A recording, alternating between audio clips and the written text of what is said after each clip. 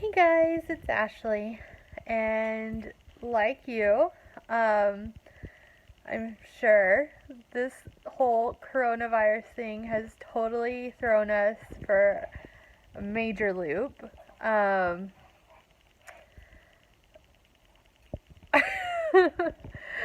Especially when it comes to my care and what I need right now. Y'all, this has been crazy.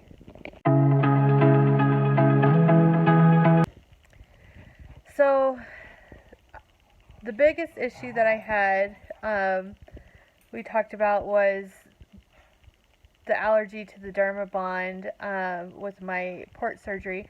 That is doing better. I've got my new stair strips on the biggest incision, and we think the incision here is doing okay on its own. We're changing the bandage today, and as you can see, there's seepage, which we're a little worried about. So we're going to see how much, and we're just kind of tracking how much there is, because if it doesn't like stop soon, then they may have to go in with some stair strips or do some more stitches on the outside. Y'all, usually if you get a port, it's really not a big deal. It's simple. In, out, like pretty much not that much pain. Sorry, the puppies are always playing. If this is your first video of mine, I'm a dog lover. We have rescue dogs, and they're always playing in the background. It just is what it is.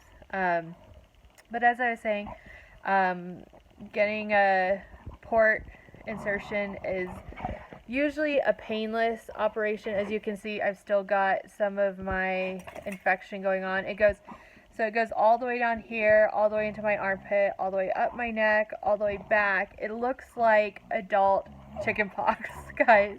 It actually itches like chicken pox. It feels like chicken pox. So I've got hydrocortisone cream with aloe. I've got, guys, hey, calm down.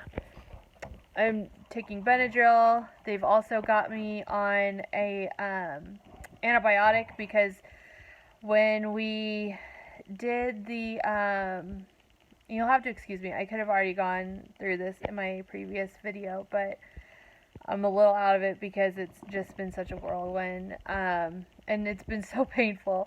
When we took off the Dermabond and changed it out, there was so much guys, seepage and pus and things like that from the blisters, that they were worried if some of it, got down into the catheter area, that they just wanted to prevent an infection. So we're doing like 10 days of high intensity antibiotics just to make sure that we keep that area clear, because if you get your port infected, there is no just like doing antibiotics to clear it out. They have to remove the entire thing because it goes all the way down in there.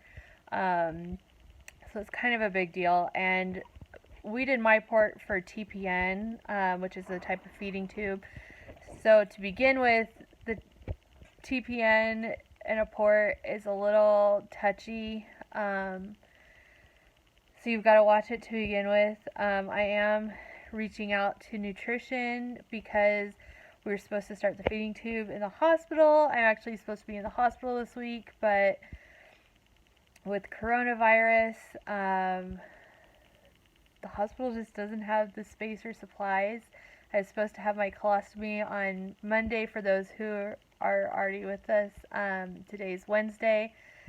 So we're trying to get my nutrition done via home health, to get my feeding tube set up, and try to figure out when to reschedule my colostomy for. We have no clue when that's going to happen, because we don't know when surgeries that aren't like basically coming in like gunshot wound status are going to be scheduled. Basically anything that's not immediate death is considered elective at this point, is what I'm being told, because they're like, technically yours is not elective because you need it desperately to live, but under the new classifications, they're putting me as elective because they're like, we can't get you in there, we just don't have enough supplies. And they said it's like a nationwide hospital shortage, which is a little terrifying, but you gotta do what you gotta do. So the good news is I do have all my prescriptions refilled right now, so I'm good on that. And I just gotta make sure that we get this at home feeding tube started so that I can be good on my nutrition. I can't fill the port as most people can when they have, their ports put in. So I'm hoping to keep my port as much as possible because the next step is a PICC line or a Hickman line where the tubes are actually hanging out here or on my inner arm. And I just worry about catching stuff on everything, especially having like the dogs and whatnot. And it's just so much more care with showering and everything else. And so, but each of these catheters and lines, different kinds of central lines, they all come with pros and cons, and they all only last for so long, especially when you're dealing with TPN, because TPN is it's like a sugary type of feeding material, and so none of them really last too long, and so it's going to be a constant dance of changing them out, from what I'm being told by interventional radiology. So I'm going to have these minor procedures to change them out more often. But at least now we know that I have a severe allergic reaction to Dermabond, so that we don't have to go through that again, and we can go straight to the Steri-Strips.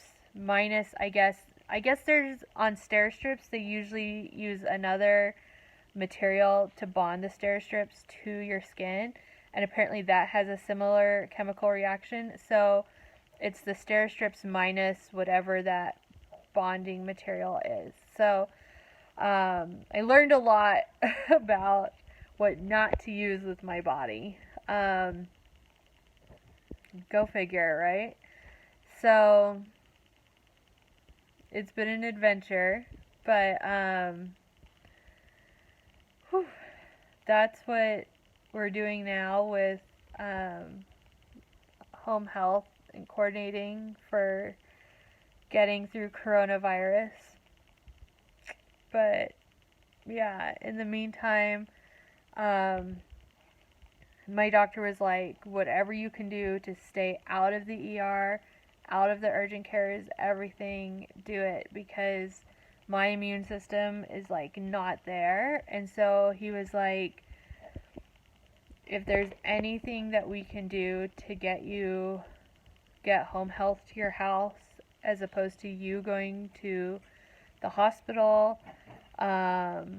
Obviously this thing with interventional radiology we couldn't avoid.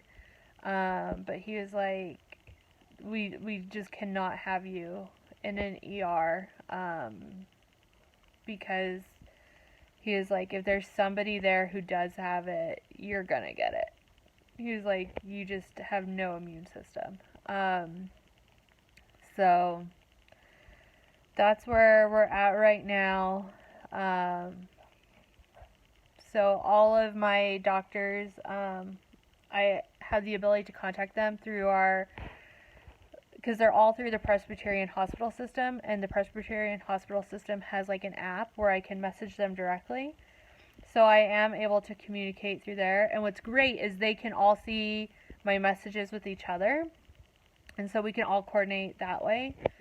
So like if I message neuro, my main doctor could be like, okay, I saw that you messaged neuro, by the way, I can do this instead if she can't, coordinate this. So at least I've got that, which is fantastic.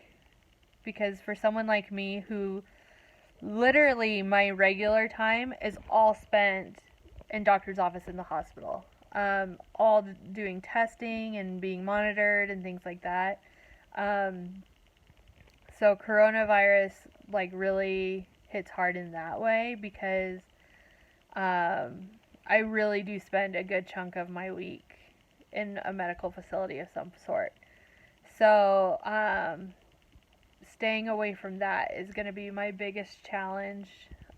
Making sure that I'm not getting labs done for any reason, not, having to go in and do any sort of, you know, CT scan or anything like that to have any of my tumors monitored, um, any of my levels checked. So that's going to be my biggest quarantine challenge is not being in the hospital. Um, so anything that we can get done through home health, that is our goal. So team home health.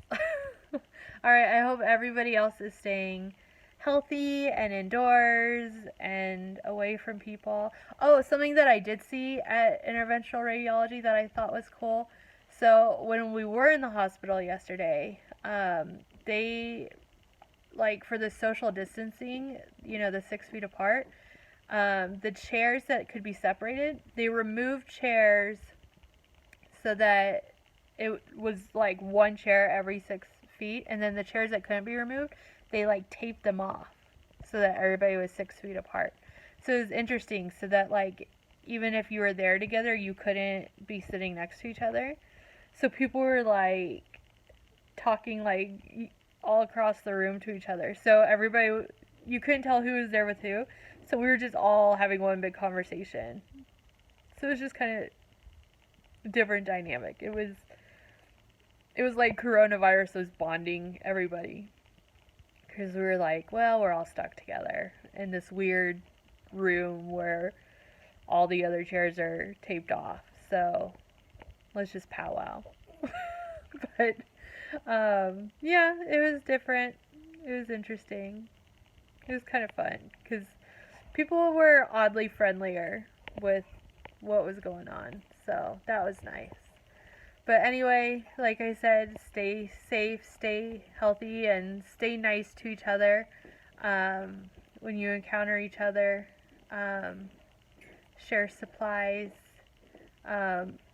What's been really nice is my neighbors have checked in on us to say if you need anything, let us know. Then that's been really nice. So I do appreciate that. All right, bye guys.